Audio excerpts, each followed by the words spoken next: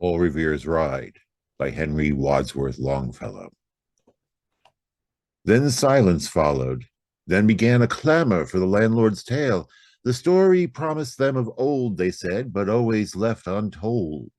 And he, although a bashful man, and all his courage seemed to fail, finding excuse of no avail, yielded, and thus the story ran. Listen, my children, and you shall hear of the midnight ride of Paul Revere on the 18th of April in 75. Hardly a man is now alive who remembers that famous day and year. He said to his friend, if the British march by land or sea from the town tonight, hang a lantern aloft in the belfry arch of the North Church Tower as a signal light, one if by land and two if by sea, and I on the opposite shore will be, ready to ride and spread the alarm through every Middlesex village and farm, for the country folk to be up and to arm.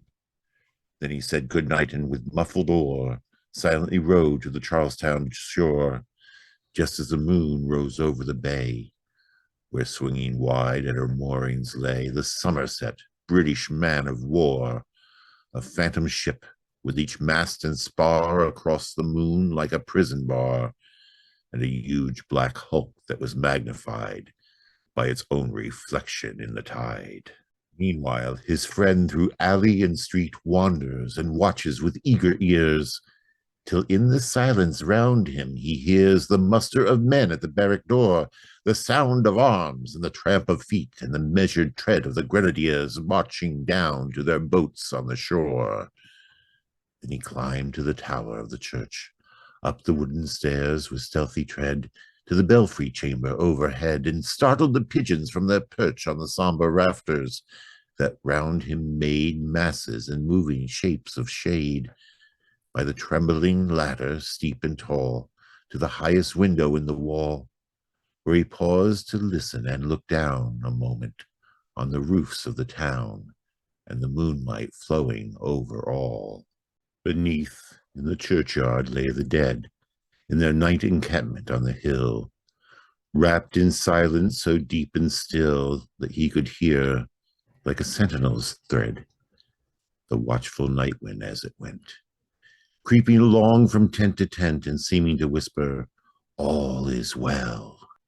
A moment only he feels the spell of the place and the hour and the secret dread of the lonely belfry and the dead, for suddenly all his thoughts are bent on a shadowy something far away, where the river widens to meet the bay, a line of black that bends and floats on the rising tide like a bridge of boats. Meanwhile, impatient to mount and ride, booted and spurred with a heavy stride, on the opposite shore walked Paul Revere. Now he patted his horse's side, now he gazed on the landscape far and near, then impetuous stamped the earth and turned and tightened his saddle girth. But mostly he watched with eager search the belfry tower of the old North Church as it rose above the graves on the hill, lonely and spectral and sombre and still. And lo, as he looks on the belfry's height, a glimmer and then a gleam of light.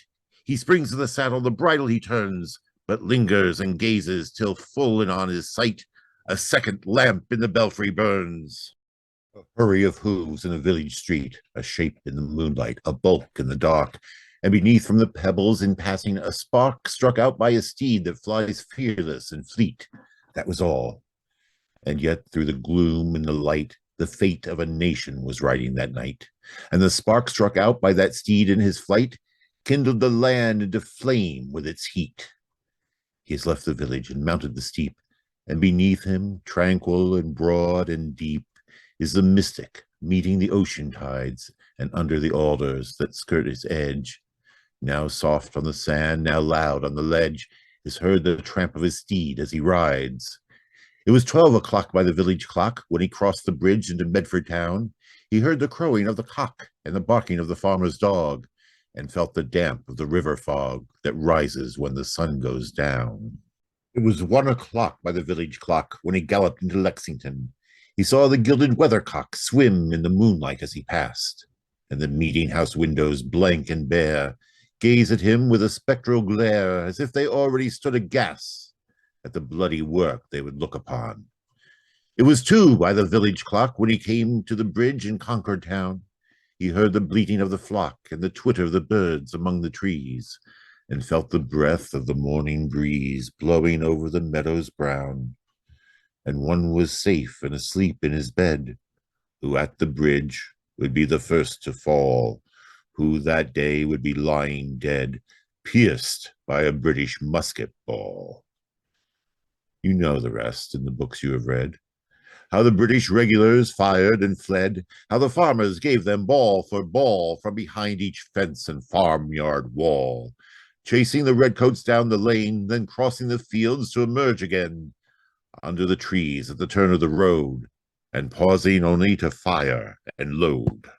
So through the night rode Paul Revere, and so through the night went his cry of alarm to every Middlesex village and farm, a cry of defiance and not of fear, a voice in the darkness, a knock at the door, and a word that shall echo for evermore, for born on the night wind of the past, through all our history to the last, in the hour of darkness and peril and need, the people who will waken and listen and hear the hurrying hoofbeats of that steed and the midnight message of Paul Revere.